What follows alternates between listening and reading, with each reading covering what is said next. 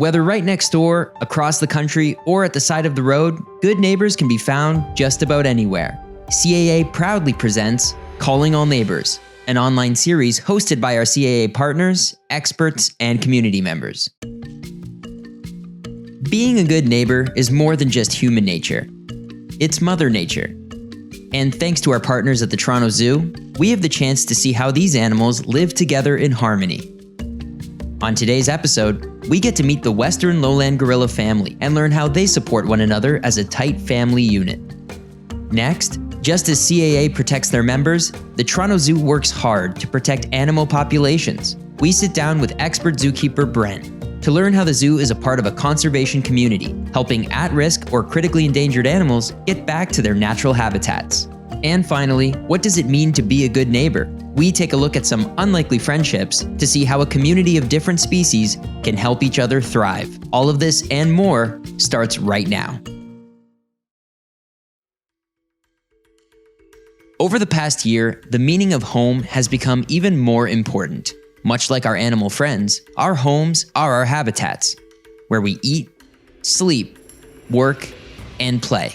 CAA and the Toronto Zoo are here to show you some very special families living together under one roof, including their Western lowland gorillas. Here is their zookeeper, Sue Eberth, to tell us more. Our gorilla family consists of 5 individuals. The first being the silverback, which is Charles. He is 49 years old. His role is to look after everyone and be the disciplinarian when needed. And then we have his dominant female, which is Ngozi, who is 23 years old, and she is the mom to the 2 little ones. Charlie, the baby, catches everyone's eye. She's always playful, might be banging on the window. She loves her visitors. And little Nika is a very good big sister to her. And then we have Jahari, who is going to be 20 years old on Mother's Day in May. A family of 5, all of different ages. And just like us, the younger they are, the more mischief they cause. Age affects the personality quite a bit. Say, for instance, you have a young silverback. They're more boisterous when they're teenagers, early 20s. They have a lot more energy, and they might be a little bit more punky, so to speak. Whereas when they get older, like Charles at 49, he's a lot more laid back. He spends a lot of time just resting. And he gets out and walks around and looks and does things too, but that's okay.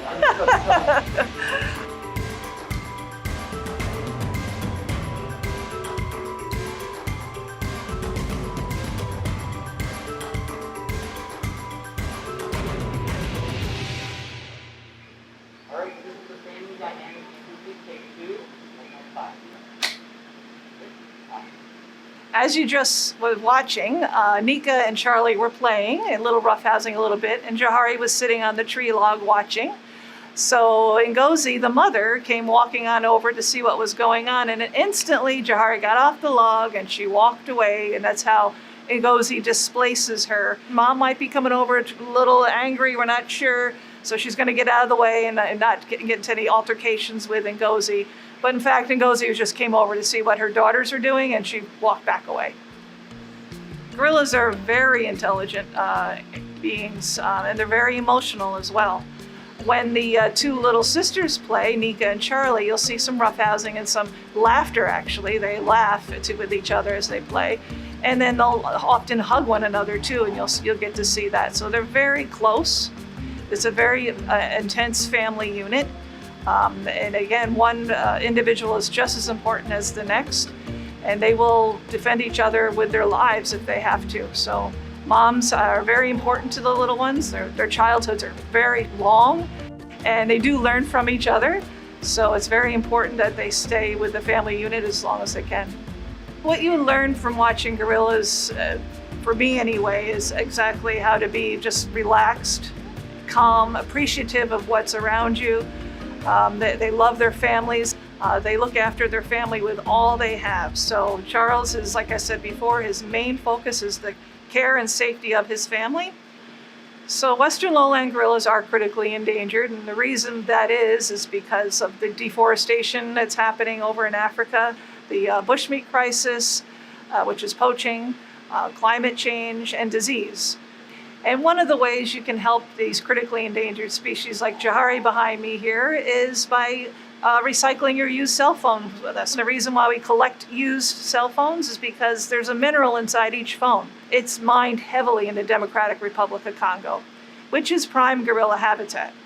So by recycling our phones as much as we can reduce some of that deforestation. You can also help by just simply visiting our zoo. As accredited zoos across the world, we all do our part to help the species in the wild. It's part of our mandate. We have to help them. So just by simply coming in to visit and by recycling your cell phones, there's 2 ways right there to just do as much as we possibly can to keep these endangered animals on the planet with us. Charles and his family laugh, play, and learn together. Their love for one another is strong, and together they thrive. Just like the gorillas, the Toronto Zoo works hard for all of the animals in their care, big and small. For many of the animals at the Toronto Zoo, the idea of home has taken on a whole new meaning. Just as CAA looks out for their members, the Toronto Zoo goes to extreme lengths to keep their animals safe, with the end goal, no matter how many years it may take, to try and reintroduce some of these animals back into their natural habitats. This is the story of the Blackfooted ferrets and their journey back to their own natural neighborhood. A species survival plan, or SSP as we usually refer to them at the zoo, is essentially a zoo dating service where zoos work together to match up animals from across accredited zoos in North America to make sure the population is as healthy as it can be in the future. So the SSPs serve as basically an insurance population or a lifeboat to keep as much genetic material afloat while we work at addressing the problems that they're facing in the wild. We work with a lot of species in species survival plans or SSPs. Right now, the number is about 130 different species at the zoo. Some of the other breeding programs that we're a part of that are really well developed to the point where we're regularly releasing animals to the wild are Vancouver Island marmots, which are Canada's most endangered mammal. We work with Puerto Rican crested toads. And then very recently we had a cheetah who's connected to the Toronto Zoo be sent back to Africa for release into a reserve there. They're all a little bit different. One of the coolest ones that I'm most proud of is our work with the Blackfooted ferrets.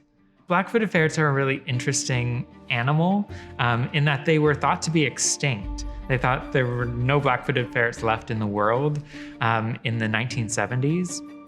And then in the early 1980s, they found a very small population of about 18 of them.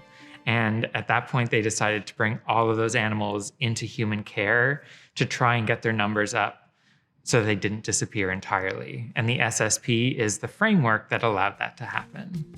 There have been over 10,000 babies born as part of the Blackfooted Ferret SSP, and over 500 of those have been born right here at the Toronto Zoo. We actually have very dedicated facilities for our ferrets. It's something that a visitor to the zoo is never going to see because the ferrets are being bred for release to the wild, and we have to make sure they are not used to people, which is the opposite of a lot of animals here at the zoo, where being used to people helps keep them calmer and more comfortable, and they have to be protected from disease. So our ferrets are in an isolated barn. There's only a handful of keepers that work in there. They have to shower in, change their clothes entirely so that nothing is coming into the ferrets to make sure that they don't get sick. And it's not just a matter of taking zoo-born ferrets and dumping them out into a prairie dog town. When they leave the Toronto Zoo, they go to what's basically called boot camp, where they are fed prairie dog meat, so they know what they're supposed to be eating in the wild. They have to learn how to hunt, and once they're released, they're tracked and monitored to make sure that the populations are doing okay, and it allows us to adjust the reintroduction efforts to make sure that we're actually going to be successful in the long run. As we move forward with these programs, things are always changing. We recently reintroduced some Blackfooted ferrets into Grasslands National Park in Saskatchewan, which is the first time in many decades that Blackfooted ferrets have lived in the wild in Canada. And as we monitored them, unfortunately, the population kept declining. And so as part of the monitoring process, we're looking at what point are they not surviving? Because once we identify those threats, we can adjust. We can figure out if the ferrets that are coming to Canada need to go through a different boot camp. One of the most important messages that I feel kind of goes unrecognized is how much zoos have changed over the past several decades. And whereas once zoos were almost in competition with each other, now our efforts are so collaborative. We work together, sharing resources, what we've learned, moving animals around to make sure that the animals are the ones that are benefiting the most. Bringing animals from the wild to save them from extinction, caring for them here at the zoo, and to the point where we're able to actually send them back to the wild to repopulate their ancestral homes is tremendously rewarding. It's why we're all here. The power of animals can mean so many things, from their might, to their intellect, to their voice. But animals also have the great power to love and to connect. Here at the zoo, rhinos are compassionate and social animals and care deeply about those in their social structure, including humans. We can learn about the positive impact that these animals have had on visitors and their mental health. So we have two greater one-horned rhinos on exhibit right now. You can see Asha Kiran, who is the mom. She's a 16-year-old female, and she currently weighs 4,200 pounds. Her son, who's busy pigging out on the other side of the exhibit, is 3 years old, and he currently weighs just over 3,000 pounds. I basically call them, they're like giant dogs. One thing that's really handy is they actually have super sensitive skin. And because of that, they actually love to be petted. So they have a lot of blood vessels and nerve endings right at the surface of their skin. We do train through positive reinforcement as well, so other behaviors that they can learn. Can you open your mouth? Very good. They enjoy our company, they enjoy training, they understand that we have the petting hands. Some takes a little more understanding than others. Don't get me wrong, I would never head to India, jump off out of a car and start trying to feed a rhino some produce. All of the rhinos that we have here at the zoo were born in a zoo setting, so they understand how to interact with people. Despite their size and massive weight, the zoo has created a safe way for visitors to get up close and personal with these majestic and magnificent animals. A memory that so many visitors will never forget. So the Toronto Zoo has a program that's called Wild Encounters, and that allows visitors to be able to participate in experiences with the animals up close and personal. So we have one with the greater one-horned rhino, and we also do it with the tigers, and we also do them with the clouded leopards in this area. There's a ton of other animals on site that are also part of the Wild Encounter program, so you'll definitely want to check the website to see which animals are on board. It's hard to have a bad day when you finally get here. My morning can be terrible, the drive can be horrible, but by the time I get here and I actually just walk in the building and even just say good morning, everything kind of changes. And I've seen it here at the zoo too. During those wild encounters, we'll have people that have never seen a rhino before and they're just absolutely amazed. Whatever's happened in their day has drifted away as well. So there's really nothing better than doing a behind-the-scenes tour or one of the wild encounters when you've got little kids involved and you can see their trepidation of coming up and petting or feeding. This thing is giant. And when they finally make that step and actually lay their hands on or go ahead and give a try to feed the rhino, all you hear is that kid talking, "Mom, Mom, Mom," as they're leaving the exhibit. I hear it all the time. It always is great when you hear kids shouting, "Rhino, Rhino." It means they're paying attention and they're actually looking at this animal as opposed to just breezing by the exhibit.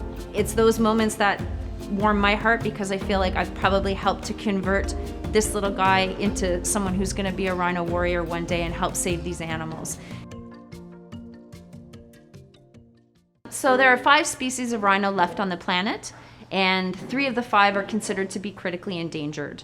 They all need our help. Currently, rhinos are being killed at a crazy rate of up to 3 animals every day for their horns. And every little bit that the public can do to help save these rhinos goes a long way. Whether that's coming to the zoo and visiting the animals and listening to a keeper talk. You're going to go home and spread that information, whether it's donating some money to the zoo or the International Rhino Foundation. We support both. Or doing your own fundraising as well. This mother and son rhino spend so much time together, but they don't live alone. The cattle egret is an integral part of their thriving habitat.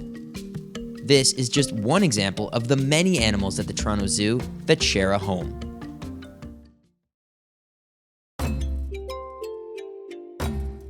CAA is celebrating good neighbors, and now in these stay-at-home times, neighbors are more important than ever before.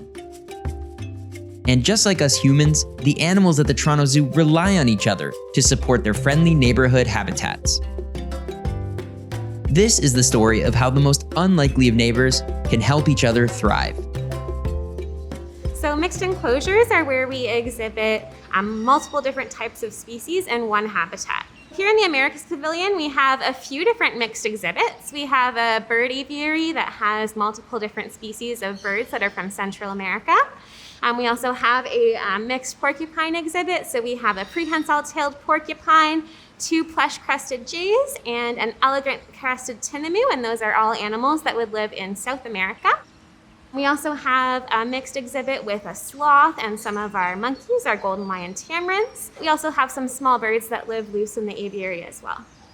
So when we're choosing which types of animals are going to live together in a mixed exhibit, we want to make sure that they're animals that are going to get along with each other, so we're not putting predators and prey species together. But we also think about where these animals will live so that they can share the space harmoniously. So for example, in our mixed porcupine and plush-crested jay exhibit, we have the jays that like to live up in the trees, and they're active mostly during the daytime.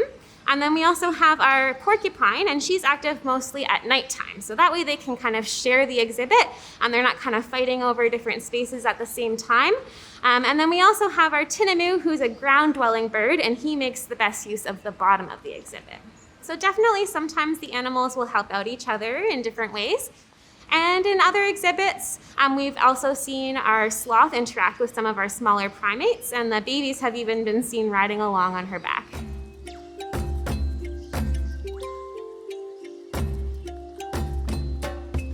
So here at the Toronto Zoo, no resources go to waste. One thing that we'll do is we'll give our porcupine enrichment items, like a piece of browse, and she'll eat the bark, but sometimes there's little bits that fall off, and then the plush-crested jays will use that as nesting material to build their nests. And even things like vegetable scraps, like the ends of a head of lettuce, we'll use as enrichment for the monkeys. They really like to fish out mealworms out of the cracks of the lettuce. And even for things like events, when we have leftover t-shirts, we'll give those to animals like the orangutans, and they love to play with them. These mixed habitats show the various ways that animals can share a space and live harmoniously, no matter how big or small. Angie explains how the rhinos experience this as well. So that's a cattle egret, but these guys play a pretty big role. They have a symbiotic relationship with the rhinos. In the building here in the summertime, a lot of flies start to gather, and these guys do eat a lot of insects, and that's the relationship they have with the rhinos. The flies like to bite the rhinos to get at their blood, which feeds the fly, irritates the rhinos. So having the egrets around, egrets will hang around near the rhinos or on top of them, stand on them or beside them, and they actually eat the flies.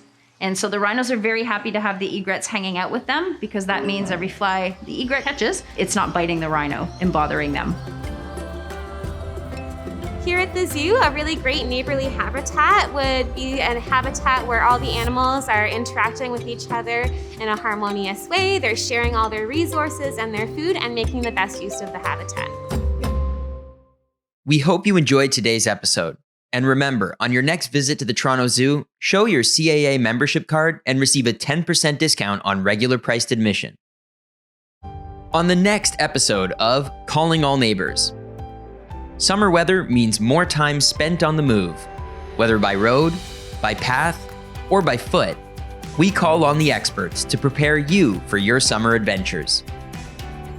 Join us on Thursday, June 10th at 8:30 p.m. for a live premiere, and visit caaneighbours.ca for more information on future episodes and to watch more exclusive zoo content.